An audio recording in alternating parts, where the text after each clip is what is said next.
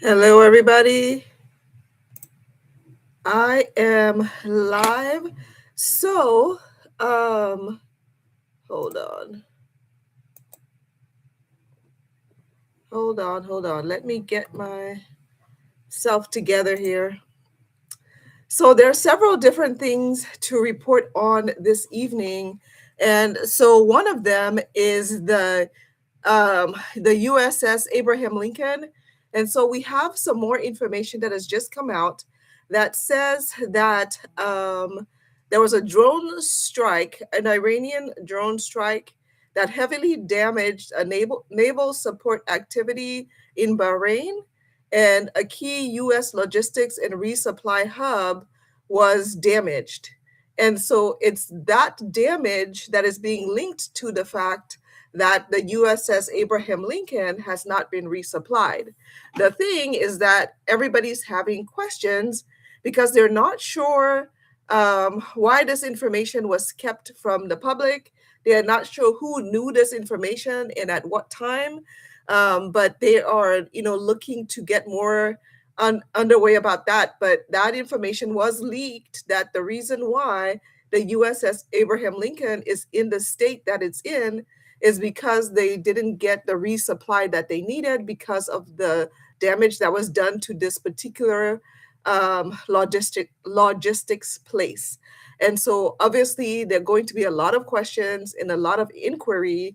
And I think it's caught Pete Hegseth and the rest of the government by surprise because they didn't know this was going to come out, and they didn't know how much the families were going to stand up for their soldiers and bring this to light. And so it goes on to say, it says the disruption reportedly pushed major region logistics activity towards San Diego Garcia in the Indian Ocean. The change lengthened the maritime supply route to force operations in the Gulf and surrounding regions. And so it put a damper in the plans, basically, is what it's saying. Reports that the USS Abraham Lincoln described as shortage and strain during its prolonged deployment. Pentagon and Navy officials have disputed some characterizations of the condition. So some are saying it's not as bad as they're saying it is, and things like that. But the fact that this has come to light, that one of the bases, where resupply happens, was damaged, and it prolonged the supplies getting to the soldiers and things like that. It shows that the soldiers are correct, that they were dealing with dire circumstances and things like that. Now, I'm not sure, like, if something breaks on a Navy ship, like how they get it fixed. But as far as like food and those kind of things, the soldiers are complaining that they didn't have enough food. They didn't have hygiene products, just the basic supply things that people need. If the supply chain is cut for some reason, then we know that that can happen. Now, if you think back to like COVID, right, where we were all like looking for supplies. We were all like going to the grocery store to buy things, and the grocery stores would say, "Oh, one pack of toilet paper per family, one pack of chicken per family," all of those different things. And the reason that was happening is because there was a breakdown in supply, for the trucks to go and load and come and do all of those different things. There was a breakdown.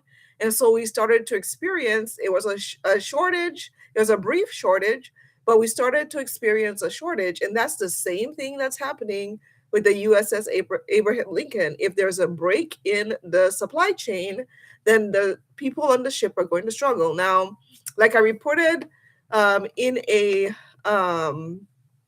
what is this thing called? In a short yesterday, the USS George Washington is going to go up there, are going to go to the USS Abraham Lincoln and switch places with them so that they can come to port, and things like that. But I mean, like I also said, as far as the government is concerned, this is something that they should have just said, yes, we're sorry this happened. We'll correct our mistake. And if they had said that, it wouldn't be such a big deal. It wouldn't be such a big deal. The soldiers on board would be, they would be glad to know this has been acknowledged, it is being worked on.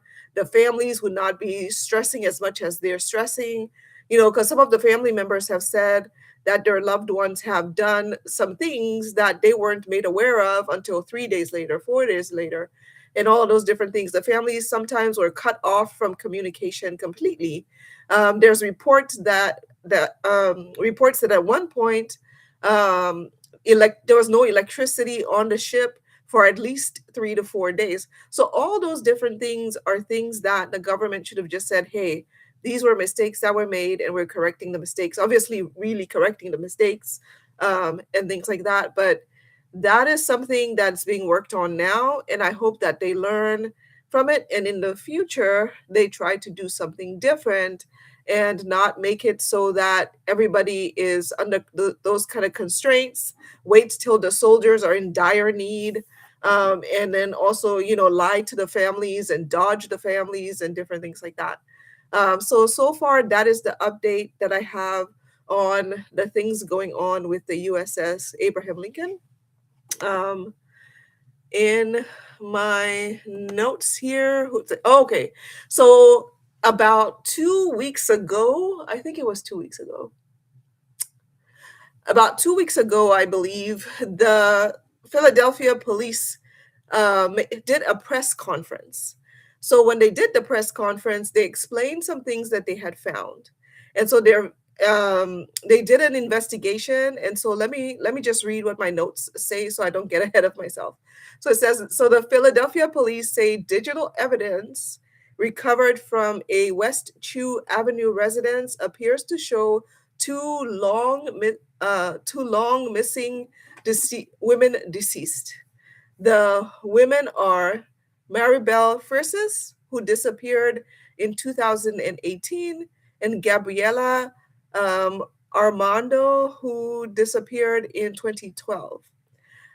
Police have not recovered either body. The case remains an active investigation. Investigators are reviewing an enormous digital archive and physical evidence on the property.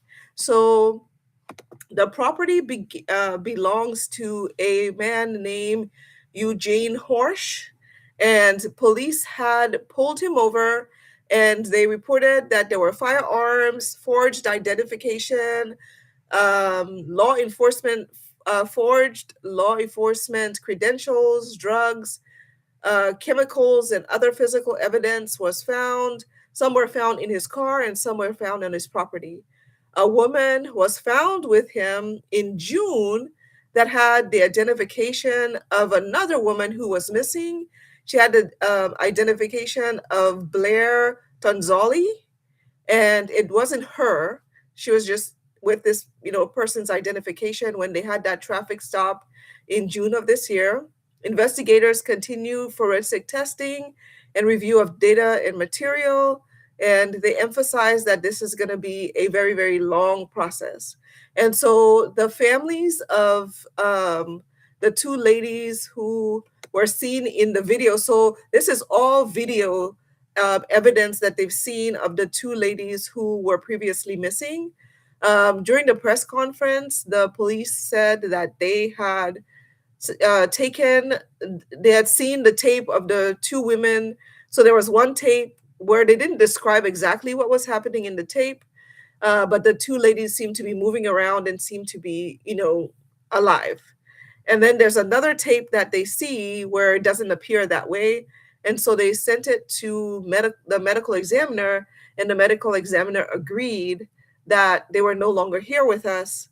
And so the two women's families have been notified of this.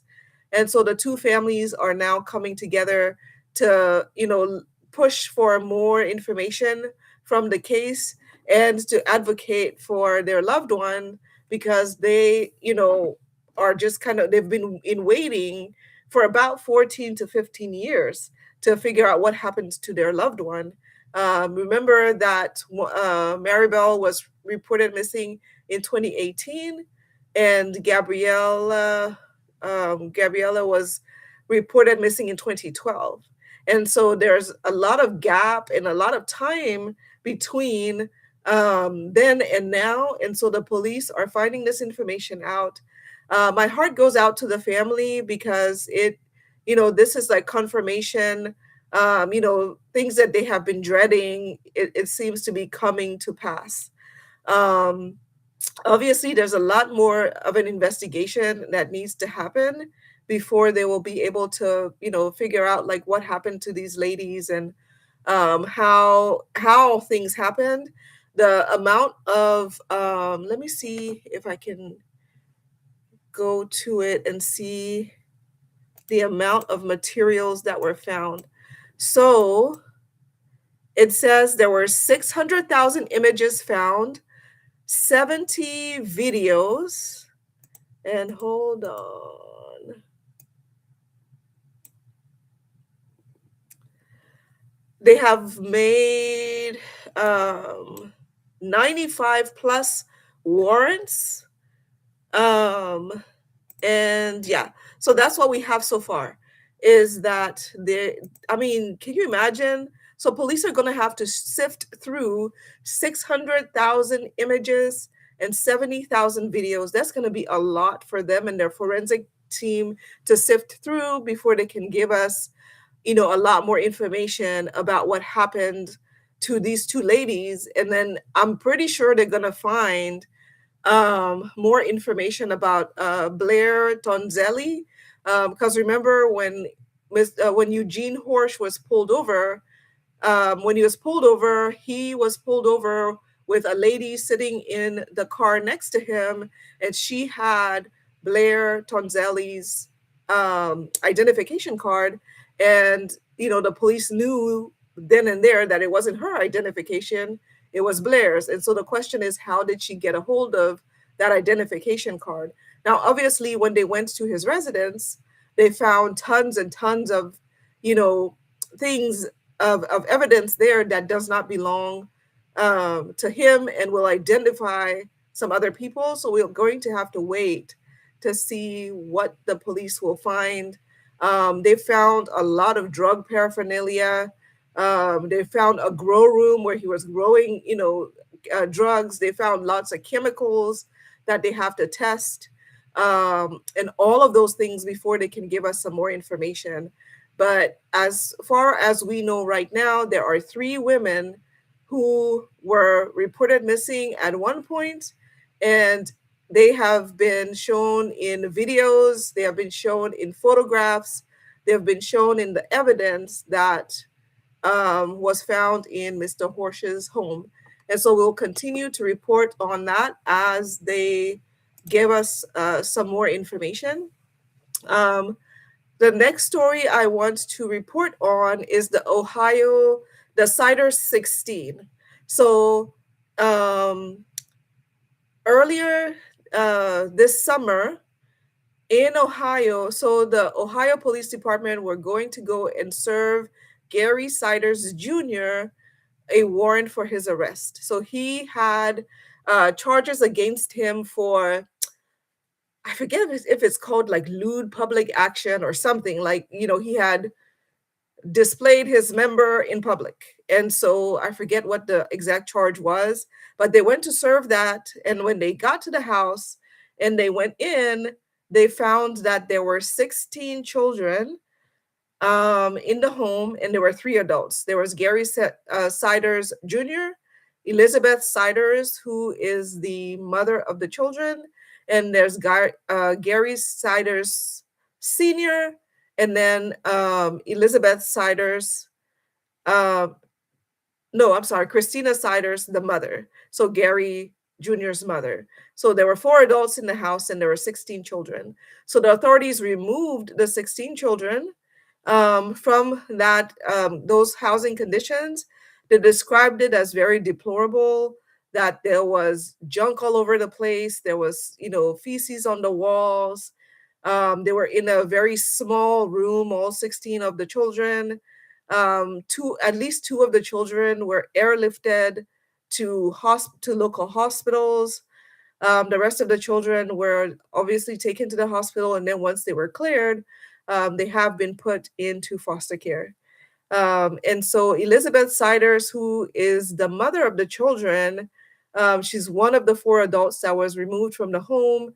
They were all, in fact, all four adults were charged with 16 counts of child endangerment. And she was one of the people who was charged with 16 counts of child endangerment. Now, it sounds very clear cut, but as we listened more to the story and what was happening with Elizabeth Siders, it sounds like she was not of age when she first got married to Gary Siders Jr. It shows that her parents crossed state lines and signed the paperwork because she was a minor. They signed the paperwork for her to marry Gary Siders Jr.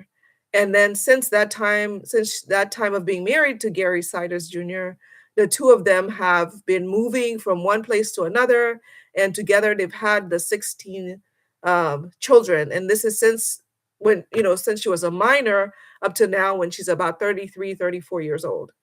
So the children are in state custody, and the judge had granted that all four adults be evaluated. Gary Siders Sr. was almost immediately taken out of jail and taken to the hospital when he was first arrested because of his medical condition, the medical condition that he was in. So apparently he had had a stroke a while back, and the two young ones, so the two people, Elizabeth Siders and Gary Jr. moved in with his parents. The theory is they moved in with his parents to help them, but obviously it sounds like they did not provide any help. They just kept having more children and living in those kind of poor conditions. But Senior was taken to jail with the other three adults, but he was immediately taken out and taken to the hospital because of his medical condition. So one of the things that they cited was that if he had stayed in the Vinton County Jail, that it would have bankrupt the the county because of the amount of medical care that he needed. And so they took him out of there and put him in the hospital.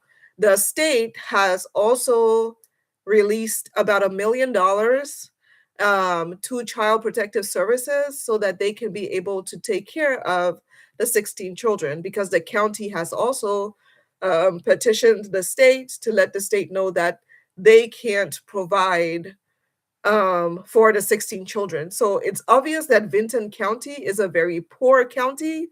A lot of people have come out and said, a lot of people that grew up in Vinton County have come out and confirmed that it is a very poor county, that a lot of the people there are below the poverty line, and there are a lot of things that happen due to poverty, and then there's a lot of things that happen due to just pure neglect and misinformation on the parents' parts.